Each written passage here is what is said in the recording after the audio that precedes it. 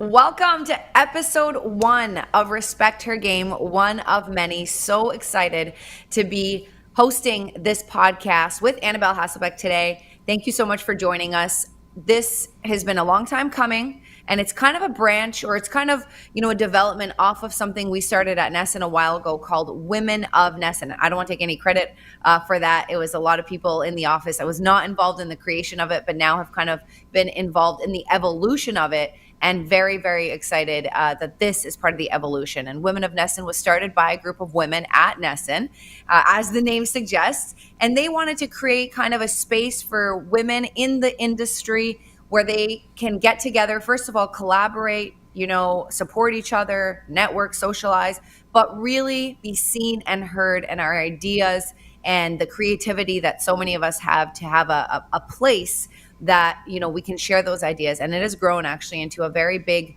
brand that we're hoping to continue to develop, and this is part of it. So pumped to be hosting Respect Her Game. And today I'm with Annabelle Hasselbeck, who, if you're a NESN viewer, you probably haven't seen her before on your screens because she's new to this. So why don't you tell us a little bit about you and how you got here? I've loved getting to know you and how you got here today.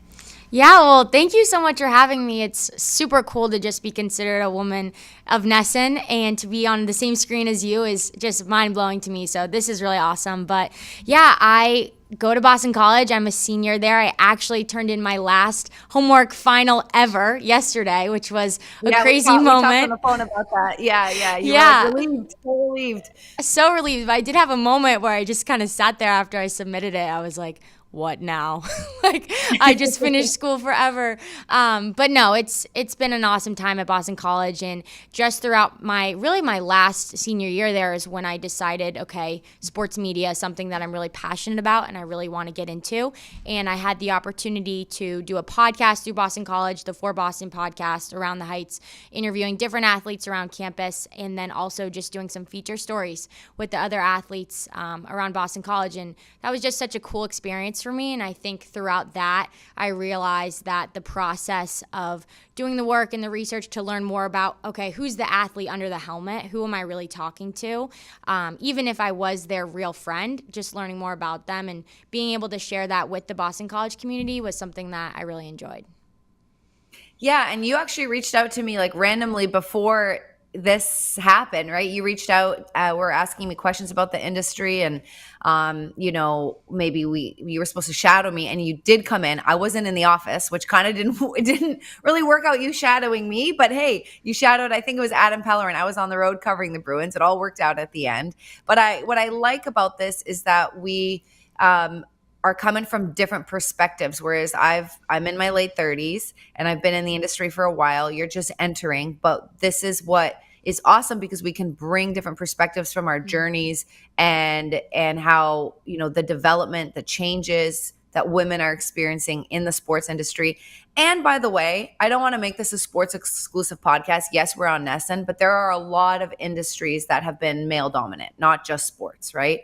Finance and lawyers. My girlfriend's a lawyer back in Toronto, and she felt very isolated and secluded. So there are a lot of industries that are catching up and making, women, as they should be, equal partners in the industry with equal voices. So I really want to expand to that. But I like that you and I are going to have different perspectives about, how it started, how it's going.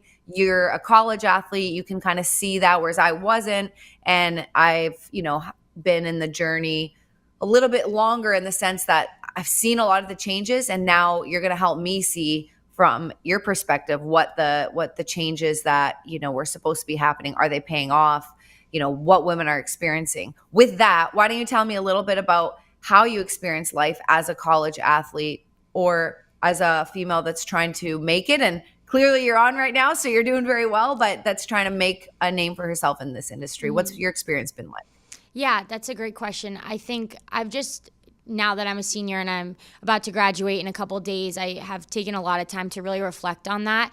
And I've just been so thankful and really grateful for the opportunity that I had to play a college sport at Boston College and just the media opportunities that have come with that. I think there are so many strong and powerful women, whether it be former teammates that I had or coaches who have really led the way and shown me that you can live out your dream. And that was a huge part of my Boston College experience. The girls that came before me on the Boston College women's lacrosse team, they had gone to that national championship game for 3 years in a row. And that gave me the dream, oh, I can do that. Like, that could be part of my college experience. And having the opportunity to have that dream realized in college was so cool. And it just reminded me that if those women hadn't gone before me and been so bold in what they wanted to do, I probably wouldn't have believed that for myself. And so in the same way, more on the media side of that, I actually had the opportunity to get on the phone with Molly McGrath. She's a ESPN analyst, and she was a cheerleader at Boston College who decided that she wanted to go into sports broadcasting. Boston College really didn't have that at the time when she was there, and so she went to the AD and kind of made her own path, and he gave her a pass for football games, and she did her own sideline hits, and she just told me on the phone, she's like, you need to learn how to make a no a yes, and you need to find a way. And I think her instilling that in me before I went into my senior year at Boston College when I wanted to pursue media, it really helped me just see that, okay, someone came before me and they did it. And so I think that's kind of just been the story with my female college athletic and media experiences. There's been so many people that have gone before me, and even someone like you, having the ability to watch you, getting on the phone before we even knew that we were going to do the podcast together. I've just been so blessed to have the right women and so many women in front of me to really encourage me, empower me, and show me really how to ball out at doing what they're doing.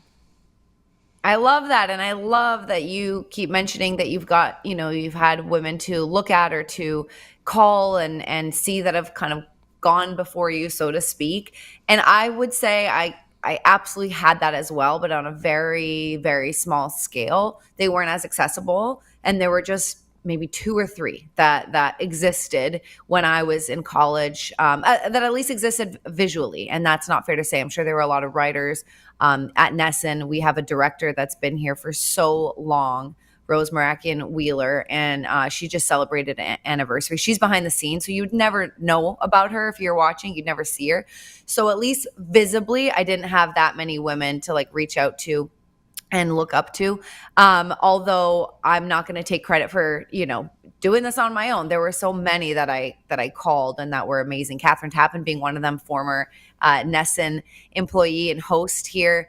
Andy Petrillo, who's in Toronto, Jennifer Hedger, Martine Gaillard. So I did have some women that were always very receptive and wanted to help, wanted to push each other along. However, when I started, it was the women were still being put in these stereotypical roles. So you were either ringside or sideline, and there were maybe, 10 jobs for you. Like that, I don't have the exact numbers, but it was like, okay, we'll sprinkle in a couple of women on our show or whatever, and their roles are ringside or sideline. Like that's what they could do.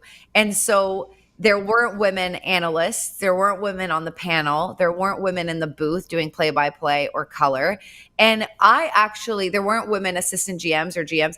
I actually didn't believe, because I didn't see it. And maybe because I didn't want to do that. I knew I didn't want to do color or play-by-play. But I was like, that's it. It's sideline or bust, and that's what I thought, because that's all I could see. And because of the small amount of jobs for the many women that are interested in sports and we're finally getting a chance, it was a little catty at the beginning. It was a little competitive. You saw a woman and you were like, ooh, she's my competition. She's kind of my enemy, because there are, 5 jobs and 30 of us going for it. And so I remember feeling that way and guilty of actually judging people right away, being like, is she better than me? Whatever that means, buying into that toxicity a little bit and feeling it in return. But it didn't last long, because I think there were so few of us kind of going for jobs or being at auditions or being on the road, that you ended up becoming friendly with each other, and you started talking, and I would do that on the road when I was traveling. And you're like, wait a minute, why am I competing against this person? Let's lift each other up. Let's be friends and support each other. If I get the job over her, if she gets the job over me, like that's a win for women. That is a win. It is. So let's just support each other. And that turned around really quickly. Anyway, long story short, because I went on a ramble, do you still experience that, you think? Because I know you're going to be, looking for jobs and how to grow. Are you experiencing that, or are you experiencing this positivity and support with women? No, that's awesome. I'm so glad you talked about that. And I would just say, I've definitely experienced both, but I would lean towards the more positive side. You're right. It is cutthroat. There are only a certain amount of jobs that they're going to give to women.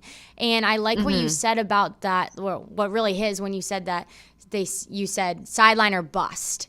And a moment that I will never forget was it was earlier, I think last summer, and I was networking, talking to a bunch of people about the industry and, what does it look like? What should my goals be in this regard? Like, what are my expectations, basically? And I had said to someone, oh, I would love to do sideline stuff. And this man, he said, sideline is just a job. That's not your career. And that just hit me so hard because number one, that's kind of what the glam, that kind of is what it looks like the job is. But really, you want to have more of a long-winded role in those other positions in studio, broadcasting, maybe an opportunity like this, podcasting, and that more stereotypical sideline job is kind of what my mind, I had like those blinders on. And I just really appreciated that man saying that to me because it felt like he's telling me about my career, not about a job that I could have. And so I thought that was really cool. But definitely, I've definitely experienced the competitive nature of it. But that's what it should be. That's like any industry. That's like my team right now. It is highly competitive in any professional setting, as it should be. But I definitely have been encouraged by women like you reaching out, giving me advice, encouragement, and even girls my own age. I have been followed other girls who are doing similar things to me at Notre Dame, USC, UCLA, and I don't even know them. And I think that's the funny thing about social media today is I probably couldn't tell you their last names, but it's been cool to see how those feelings have been reciprocated. Oh, I see what you're doing on your campus. Maybe I could do that. Similar thing where I am. So it's definitely been both sides of it, but definitely more on the positive. Okay, I'm very happy to hear that. And like you said, it is competitive and it should be. We want the best of the best reporting. We want the best of the best hosting, analyzing, all of that. And it's competitive in very many industries. It's just nice that it's not exclusively competitive, like women against women. Now we're supporting each other, which you mentioned social media. Funnily enough, I meant to mention this, like way to host, Sophia. I meant to mention this at the start that we have a special guest on, Lexie Adzija of the PWHL Boston team on. So she's going to be on in just a couple of minutes, and I wanted to promote that at the beginning. But now you know. But I bring her up too because there's lots we're going to talk to her about. I'm going to talk to her about. But one of the things is I saw a video that she did that went viral, and I reposted it. And I don't even repost my friends' things. Like when they tag me in like out for brunch or whatever, and I'm like, yeah, whatever. Like I don't repost it. I just don't. But I reposted this not knowing her. She didn't know me. I wasn't trying to do her a favor. I just was so impressed with this video. And there was this audio that was going around that was viral, I think, for a little bit. And it was this woman teaching, air quotes, other women how to dress, stand, and like hold your posture that would be likable for a man. So it was like, ladies, if you want to attract a man, always have like lean, long legs and show a little ankle and, make sure your hair is never I've up. never heard that one.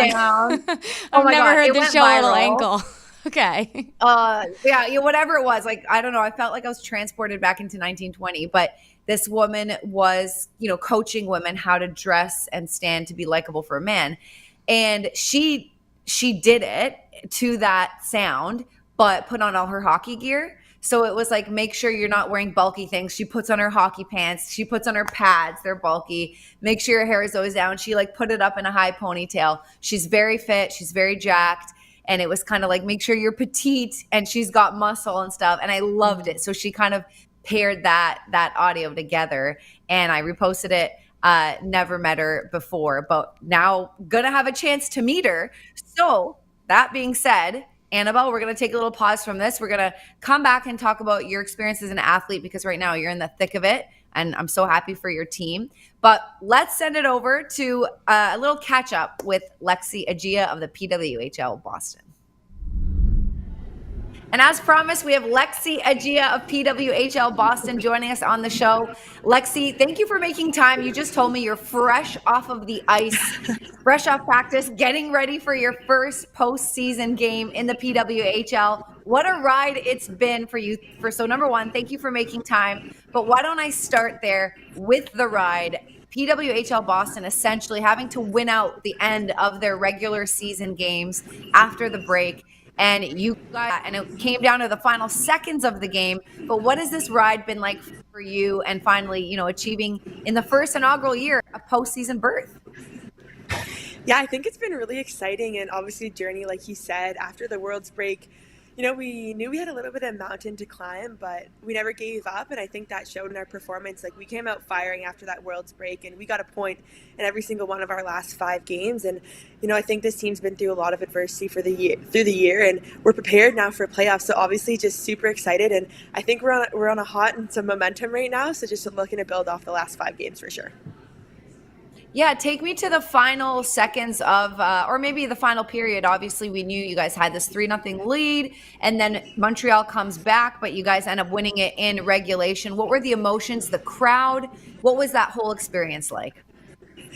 Yeah, the crowd was pretty electric the whole game, and I think for us, obviously, we came out and had a good start, and we were up 3-0. But as we've seen this whole year, all the games are tight and every game's competitive. So Montreal came back there, but again, we never lost faith. And for Friday to put that one in on the end was huge. And then for us just to finish out the game and battle and get that win, we knew we needed 3 points, and if we got the 3 points, we'd be in playoffs. So just really proud of this group and how we battled to get those 3 points. Yeah, so I didn't have a chance to tell you when we chatted off air, but I am a fellow Canadian living in Boston now. So I transplanted from Toronto. I know you were traded from Ottawa into Boston, so I know you're not really getting to know the city that much with the games and the travel. But what was that whole experience like? There's drafts, there's gonna be trades as this league continues. Take me through, moving in the middle of a season, joining a new group of women. How has that, played out, and how have you adjusted? Yeah, I think since the start of this year, I've said to a lot of people, you kind of just have to roll with the punches and go with the flow. And for me, I'm just grateful to be a part of this league no matter where I am. And obviously getting traded wasn't something that I originally planned for or expected. But I think things have worked out great. And again, just trying to be where my feet are and roll with the punches. But definitely was one of the craziest moments of my life. I basically had to uproot myself and move out of my apartment and get to Boston, who was playing Toronto within like 48 hours. So that was pretty wild. But I've been settled here for a little bit and have been loving Boston so far. Yeah, it's such a great city. I don't know how much time you're going to be able to spend in the summer because I know there's training, and I know your home is in Canada, but I hope you enjoy touring it because the best fans, and it's such a good sports city, as I'm sure you know. So maybe you can check out, some Red Sox games and et cetera in the summer. But for now, you're playoff focused, obviously. Yes. That being said, I went through some of your social media. We talked about this also off air before I even got to know you today. Reposted something you shared a while back to this weird audio about a woman who was kind of coaching other women on how to dress to, appeal to a man. And you kind of got dressed in your hockey gear and these like big bulky hockey pants, your hair is in a ponytail. And I loved the contrast there. What gave you that idea to do that? And it obviously went viral. I think for me, it's just trying to be creative and show that there are 2 sides to myself. And if someone was to see me off the ice, maybe not right now because I'm fresh out of practice, but other times I'm a little girly, like I have my nails done and stuff. But I think for me, it's just to show that like being a hockey player and being an athlete is also still beautiful, even if we're decked out in gear. So for me, that's where the idea kind of came, and glad people liked it and it resonated with some people. Did you feel like for myself growing up, I felt like I was always so passionate about sports. I wasn't ever a professional college athlete. I did play tennis a lot growing up, but I wasn't good enough to take it anywhere. But I had to kind of downplay my femininity in order to kind of fit in, at least at the beginning of my career in this industry. You're a lot younger than me, but do you still feel that? Is there still this kind of stereotype, or do you feel like women who want to do their nails, want to get their hair done, are being embraced in sports? I think there still is a little bit of that stereotype, but I think that's one of the barriers that myself personally is trying to break. And my whole personal brand is kind of, you can do both if you want to do both. So for me, like, I'm that girly girl off the ice, but I'm the fierce competitor on the ice, and kind of two different people that are also the same person. So just trying to show that if that's what you want to do and if that's who you want to be, then it's okay to do that. Yes, I love that. And I think for both men and women, we have to embrace that you can have many different sides. I know men obviously have the stereotype of having to be tough and not sensitive and, not have a soft side, but that should be embraced as well. If, they want to be artsy and creative at home, but then like be a boss guy, whatever in the office. And same with women. Like we have different sides that we can highlight. And I love that you're making that platform and showing that to young girls, which I read in an interview. I read a lot of articles about, kind of your journey. You've been featured in the Toronto Star, TSN, People. That must have been so cool. What was the People interview like? Or it was a video. And I know that the article came along with it. But when they approached you to be on People magazine, what did you feel? I was surprised and a little shocked at first. But again, I think that's what this year's been all about, just embracing every opportunity that you can and that you get. And I think a lot of things that have happened this year and a lot of opportunities that have come my way I didn't expect, but really just trying to live in the moment and go full force into it and take advantage of all of them. So that was pretty cool and not something I expected at the beginning of the year. But yeah, definitely one I'll remember. Yeah, I love it. I mean, that's some people's dream to make it. So the fact that, you're just carving out a way for yourself in a sense. I'm just going to be authentically myself and I'm going to put it out there. And like you said, show people that you can be both sides and you're attracting this attention. It's needed. It's like this voice that it's like, oh, finally someone's like talking about this, which is great. And it leads me to my second question and point. You mentioned in one of the articles that you heard girls, like, I think you were signing autographs after a game. I don't remember the story exactly, but girls were saying like, I look up to you, you're my role model. And you were very touched by that. How has that experience been, seeing an 8-year-old to maybe an 18-year-old saying those things to you? Not something that I expected. Again, like, I had a little bit of a social media platform prior to the league, and like you said, I've been trying to grow it and trying to get my messages that I want out there, and I didn't really see it in full force until I was actually in Ottawa in the beginning of the season and people were yelling my name and I was like, how do you know my name? And then with little girls saying like, I watch your training videos and your walk-ins and I want to be just like you when I'm older. It's not something that I thought would ever happen to me. So now it just kind of motivates me more and it makes me think about, how can I have more of an impact? And now that I do have these little girls and little boys that are looking up to me, like, I need to be conscious of what I'm posting and really think about the messages I'm putting out there. But it's also just really, really special. Yes, no, it is. And social media has so many pluses, benefits, platform, but the dark side or the downside can be sometimes that it is people's, highlight reels of their life, obviously, but there's so much more that happens in life that goes into, your day to day. And you've had to deal with some adversity that if like someone didn't know you, they look at your profile and they're like, oh, like everything's great, she's doing great. But you dealt with some serious adversity heading into the draft, heading into training camp, scares, whatever you're comfortable talking about. But just tell us maybe more about not necessarily the specifics of the adversity, but how you overcame it and what that's taught you since. Yeah, I think my support network has been the biggest thing for me, especially through this last year. Like, the last year and a half leading into the season was probably the hardest year of my life in a lot of different ways and a lot of struggles that I never thought I'd go through as a 23-year-old. And so I think the first thing is being okay to talk about things and that you're struggling and it's okay to have hard times. And life definitely is not easy, but there are people that are around you to support you and help you get through it. And for me, my parents have been there every step of the way. And I think it's just having goals and trying to focus on that. And for me, I never gave up, and there's times where I easily could have, and I maybe wouldn't have been playing hockey now. And there were definitely times where I was like, okay, like, can I just catch a break? Can I just catch a break? It was kind of another thing after another thing in 1 year, which was a lot. But I think It's just accepting it and then using the tools and resources around you to improve and to still go after your goals. And for me, this is where I want to be, and I am so happy that I kept going and kept working. And yeah, so I think it's just knowing that you will go through challenges and nobody has an easy road. It's just learning how to navigate that to get to your end goal. I love that. I know, again, from just going on your social media and kind of reading about you, you had a little bit of time with Team Canada. That's one of your goals, obviously, to play in the Olympics. But I'm not sure what that came with in the sense of what kind of crowds you've played in front of before. Has your PWHL experience given you a taste of a crowd atmosphere that you've never experienced before? And what has the games and playing in front of thousands of people been like for you personally?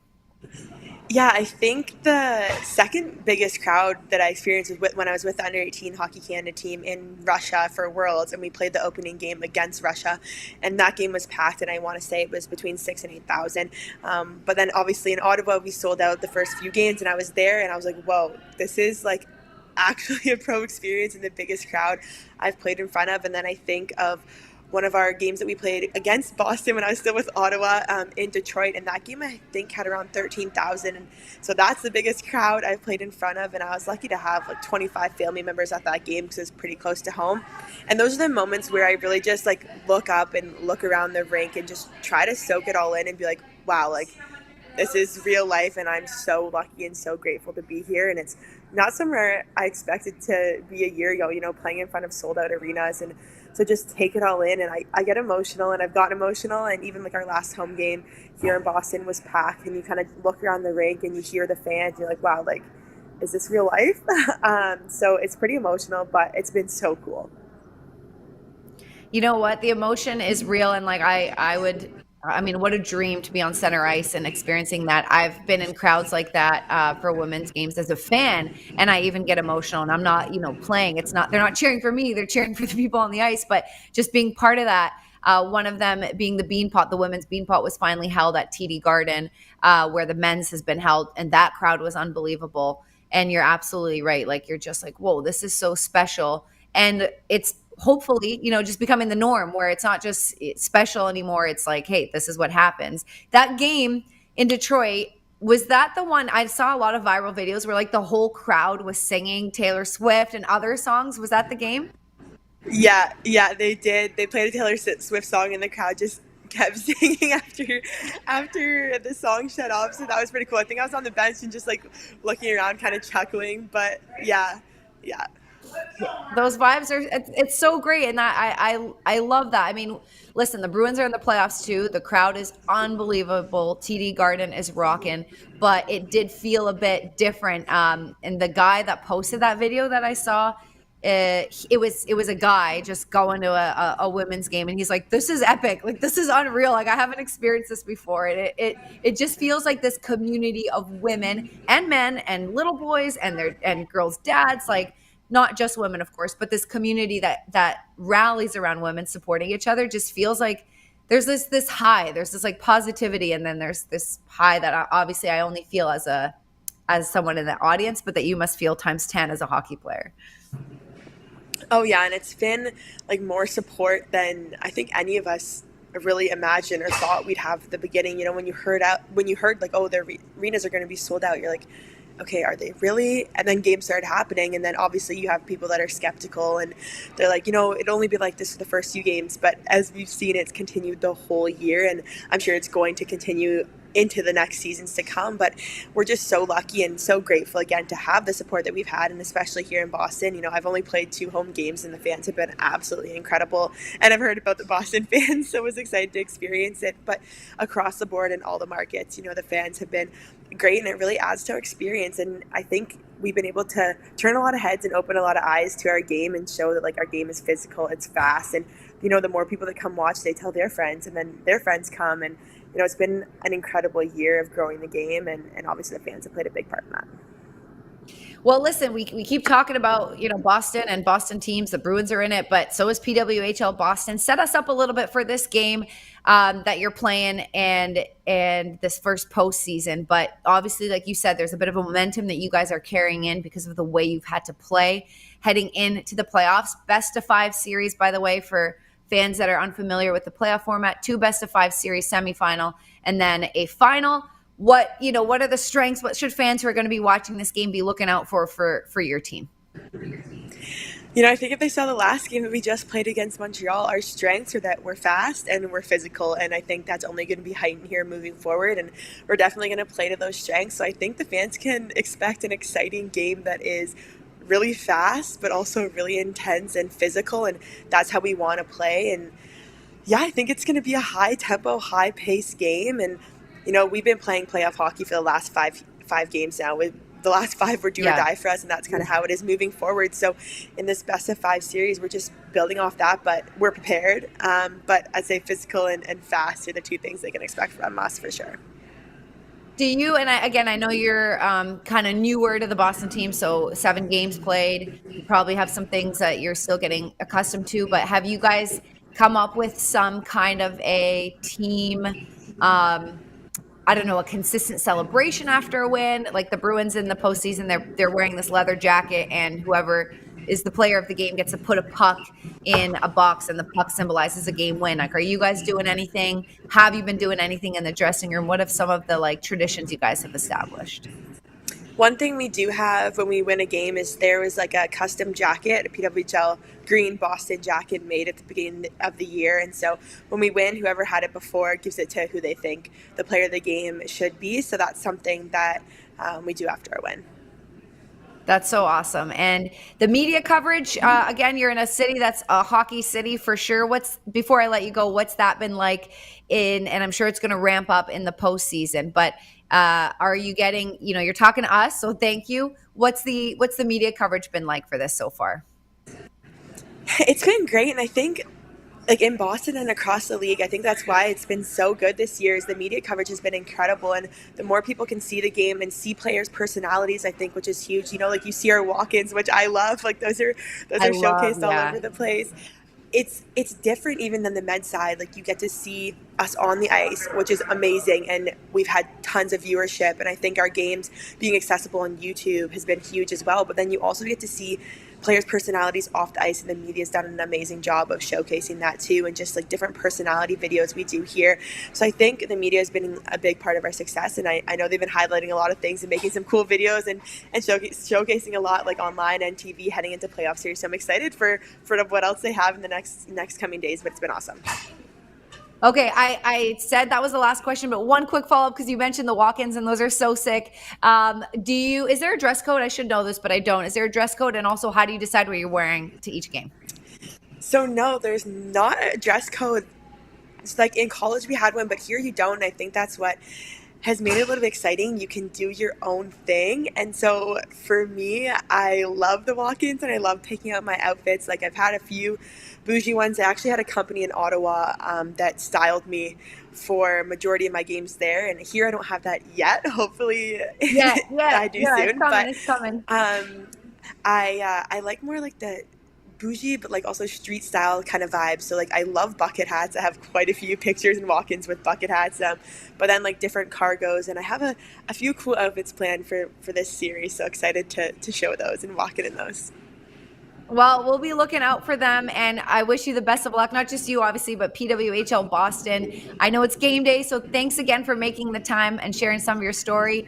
Good luck, and I'm sure we'll talk to you in the coming weeks as Boston continues on. Thank you so much. Thanks so much for having me. All right, that was super fun catching up with her. And by the way, I said it, but congratulations to WHL Boston, who just snuck into the play. But I don't want to say snuck. They earned their spot into the postseason, but they really had to win them out the regular season. And with about 80 seconds left to go in their final game, they won in regulation, giving them a spot, giving them their first game tonight. So congrats to them and best of luck. But we talked a little bit about the video that I mentioned before the interview that went viral, dressing up in her hockey gear and looking all muscular and putting your hair up to this audio that's saying, you should be a little bit more dainty for men. Have you had that experience? I don't know if that's changing. I feel like, just to give you a bit of a caveat, I do feel like that was a very weird audio and I'm not experiencing that expectation as much anymore. Mm-hmm. But what's your take on it? Yeah, no, I'm glad you brought it up. And I think it is funny because I don't think we're experiencing it to the point where it is the only story out there and it's the only way women in sports see themselves. But it is something that my teammates and other female athletes and I have talked about very frequently throughout my time as a college athlete. And I think it's because the world says you have to look a certain way to be beautiful as a female, and as a female athlete, you're probably going to look a little bit different. And so I think for me personally, the biggest step that I took in breaking down that barrier was, if I want to be successful at my sport and I am making my sport my priority, I can still look beautiful and be strong. And I can still have muscle and be a female. And so I think for me it was that, okay, you know, if I don't have this muscle that I need, and I don't maybe look bulky in my gear or whatever it is, or the bruises I have up and down my arms from getting hit every day, like that in itself, that's powerful. And so I think that's just been a conversation that my teammates and I have had, other female athletes and I have had about, you know, it is really cool that you get to be like this for your sport, and you might not get to have bruises up and down your arms after you play your college sport. And so just, you know, not taking that for granted, and seeing the beauty in really what you're doing, and having muscle is even, all right, I can pick up my suitcase that I'm traveling with. Like, this is great. This is like an 80-pound suitcase. And just finding like little moments where you can celebrate that in it. But I think it is an ongoing thing. I think it's something that you're never going to feel 100% about yourself all the time. Like, we're human, but it is a real thing. And I'm really glad that she called it out and brought light to it in that athlete sense. Totally. And you know what? A bit of a spin zone here. When I started in the industry, I was actually very, I was afraid of being feminine in how I dressed, in putting on makeup, in putting any effort into my look, because I not only was afraid of this, but had experienced kind of the men I was working with were a bit this is 20 years ago now, but when I was, you know, a teenager still, but I had gotten into the industry at a really early age, like 17, 18. And I had experienced kind of men being like judgmental if I wanted to put on mascara, or if I, you know, whatever, like kind of cared a little bit about how I looked, which, if you're a female and you don't care about putting on makeup, all the power to you. If you do care about putting on makeup, all the power to you, right? If that's what you like. But it was like this I was trying to be masculine. I was never dressing up. I was trying to be like a bro because I wanted to act like a bro, because it felt like the only way I could be accepted is if I did.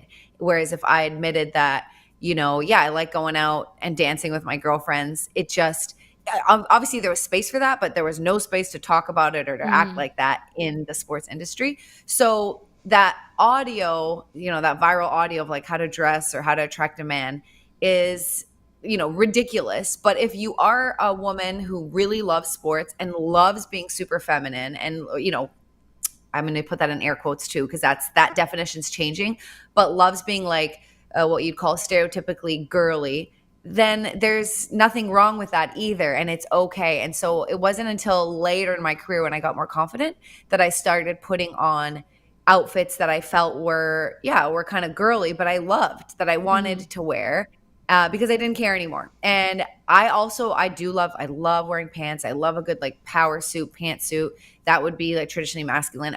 I do that for me when I want to wear that. But if I want to wear a skirt, or if I want to wear flowers, like flowers on my shirt is the first time I've ever worn that in my career, was like a year or two ago. And that's not anymore because of, you know, feeling like I would be judged. It's just like I am exploring more my side of like experimenting with hair and makeup and, you know, whatever, and not caring what other people think. But I had to definitely downplay that side of me. So that's like a bit of a flip side, where it's like, it's great if you are a, you know, masculine, strong woman that like puts her hair up, wears, you know, sweatpants or whatever you want to like say is traditionally masculine. It's great. And you don't have to dress for anyone but yourself. But on the other side, if you love that stuff, that's okay too. And there's a place for you here. you know? Yeah, no, that you're so right. And even just seeing with my own teammates that I've had currently and in the past, some girls like to wear a bow in their hair for game days. Some girls like to wear eye black. Some girls do the braids. Some girls are like,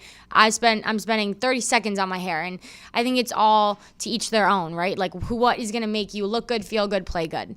And that's just something that I've seen in my own life. Sometimes I need to do the full hair, makeup, glam, pump up music while I'm doing it, and like that's gonna make me feel confident and ready for the day or ready for a game. Other people, it's different, and it's definitely been different for me throughout my career. So I think you're so right. I think to each their own, and that's good.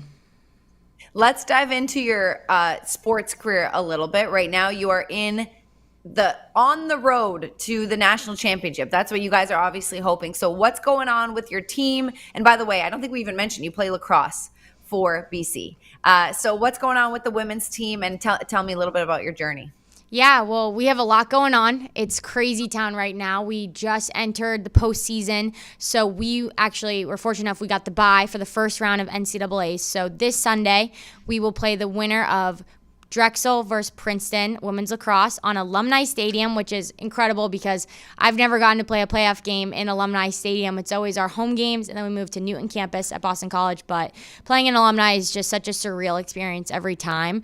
So we're super excited. A lot of scout we've been doing this week, but that's what's really cool about the path that we've gotten to have for this playoff season is we've had a full week to prepare on two teams, but also work on our own selves. So we're hoping to scout the teams that we need to scout, play on Sunday, and make a championship run. Now, I've never asked you this actually, and I'm not, I'm a little ignorant in the sense of what's out there for women after they graduate when they play lacrosse, but as being a professional lacrosse athlete in the cards for some of your teammates, for yourself? What are the options when you graduate? Yeah, no, that's such a cool question because it's changed throughout my 4 years at Boston College.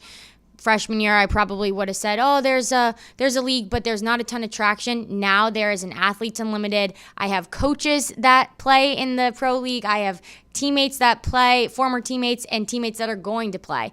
I will not be playing professional women's lacrosse, even though that'd be amazing, and I wish that was the path for me. Unfortunately, I don't think that card will choose me, but I was on the road with my team last week, and I was actually talking to one of my teammates, Cassidy Weeks. She's a sixth year, and I was just asking her, is that something you would want to do? And I think because there was such an absence of that growing up and when I was playing youth lacrosse, the opportunity that there is now professional women's lacrosse is so cool, and people care, and our team talks about it. I think it's really special, too, to have that opportunity just exist and to have former teammates, current teammates, and coaches play. And my assistant coach, Sam Apuzzo, has every accolade known to mankind, Tour 10, USA Women's Lacrosse. She's the best player in the pro league.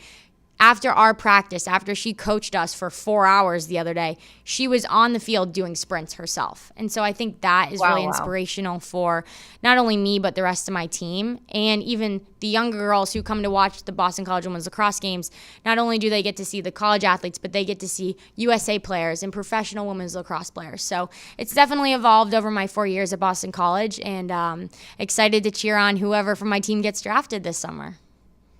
Yeah, no, that's so encouraging to hear. And obviously we just had Lexie Adzija on of the PWHL Boston team. There was a draft. Like there are so many sports when it comes to women's sports in college that just your dream kind of ended when you graduated, other than maybe making national team, in the Olympics or World Cup or World Championships. And I'm talking hockey specifically. And there were leagues that folded, the CWHL, the NWHL in hockey. And those leagues did their best, and they actually folded to come together. So I remember covering this story when I was working in Canada, in Toronto, as a journalist. And there was this uproar, like, man, like 1 step forward, 10 steps backwards for women's sports because these two leagues just folded. But they folded in order to kind of regroup and pool their resources together. One was American-based, one was Canadian-based. And not that they were competing against each other, but they're like, wait, we can be stronger together. And there was a lot that, sometimes it has to get worse before it gets better. It's like renovating a house. You tear down walls and then you put them back up, so that kind of happened. And then look at the the outcome, right? The breaking records for female attendance in games, viewership is breaking records on air on TV. So obviously coming together has been such a positive. But not only this, hockey, especially in Canada, but hockey has such a big audience, and when you have such a big audience, it will let leagues that aren't that maybe well known or that financially supported follow suit, in the sense that, wait, there is a market for this. Maybe we can have a professional women's lacrosse league in Canada that goes beyond, college. And obviously we know with the WNBA and, softball, and there are so many other sports that can take notice. So this is a good thing, and I'm very happy to hear that that's kind of becoming an option more and more for your teammates, right? And I actually played box lacrosse in Canada years ago in high school as like a cross training, summer lacrosse, just adding to my game more of like that physicality component. And those girls are really good. So maybe it would be a professional indoor box women's league. But yeah, no, they're awesome. really talented up there. And so when you just mentioned you handed in your final assignment, you're like, okay, what do I do now? Obviously, you've got this national championship on the goal list of what you guys want to achieve. But when you were a student, and this is true for male and female athletes too, but what was that balance like? I wish I was a college athlete. I wasn't. I went to school in Canada where it's a bit different. College sports just don't have that much funding or attention on the men and women's side as much, but I also wasn't talented enough to be a college athlete. But anyway, what's that balance been like for you? Yeah, that's a great question, and it's something that I continually learn about every day and have to work at every day. But just again, reflecting on senior year, I'm so thankful and grateful that I had the opportunity to be a college athlete because of the relationships and the life lessons that I've learned through it. And even though it is difficult, I missed a week of school for our ACC tournament. I'm about to go into playoff season, and thankfully I'm done with my exams, but I've had many years where, we have a playoff game, I'm in a hotel away from school, and I got to do an exam in a team room. It's challenging, and you have to be willing to sacrifice, and I think that's the biggest thing. And our head coach, Acacia Walker, is very honest about that. But it's also, even though that word sacrifice carries a lot of, might carry a lot of like negative weight, there's also so much good in it. And I think that's what's so special is, yes, you might have to sacrifice social time, or sometimes your class has got to give. Sometimes you need to turn your brain off the moment you walk out of practice. You're lacrosse. Okay, I got an exam in 5 minutes. I got to get my mind right. And so I think it's all a balance, but because you're doing it with 40 other girls, for example, for me on my team, I think that's been the biggest help is, okay, I'm not alone. This is not unique to me. Every other college athlete in the world is doing this exact daily routine. Get up, work out, go to practice, go to class, do the whole thing again over and over and over. And even, when we're in season or we're out of season and I'm in the training room seeing the men's hockey team and they're going on their playoff run and they're in their finals exams and they got to go to class and do 6 a.m. workouts, you can get confidence and you can feel justified when you see other athletes going through and working hard and making those sacrifices daily. So it's definitely been a challenge, Totally. but I'm very thankful for it, and it's definitely helped me in the long run.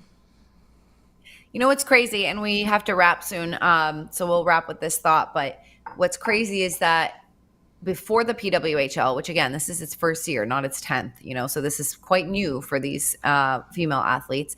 In the other leagues, they did all of that and held full-time jobs because of the pay, that you just couldn't survive off of the pay, if there was any. I should probably know that, but if it was minimal rather. And so full-time job. And remember, you're not just going to your rink to play pickup hockey. You're in a league. You're traveling, you're on buses. Many of these people have families, just like the guys in the NHL do, right? Mm-hmm. And you were barely scraping together, to make ends meet, plus having a job. So that student athlete life, and then transition from that into real life, because these leagues didn't exist before. But as we said, we know that's changing. That's one of the reasons we are able to do this podcast, Respect Her Game, because there's a appetite for it. There's women are getting their voices heard, and we're just bringing stories, good ones, bad ones, issues kind of to light, and we're going to keep talking about them. This was really fun, Annabelle. I've really enjoyed chatting with you today. Good luck to your team. I know we're going to get updates from you and talk to you for sure in the coming weeks about that, but best of luck. And I'll say it, even I have no affinity to teams, but I know some of the guys on the Bruins would be mad if I said it, but for you, I'll say go Eagles for now. Thank you so much. And go Bruins. Yeah, go Bruins, exactly, in the second round. And go PWHL Boston playing their first playoff game tonight. And guys, remember, you can watch us on YouTube, Facebook, all the things, Twitch. We'll see you next week for episode 2.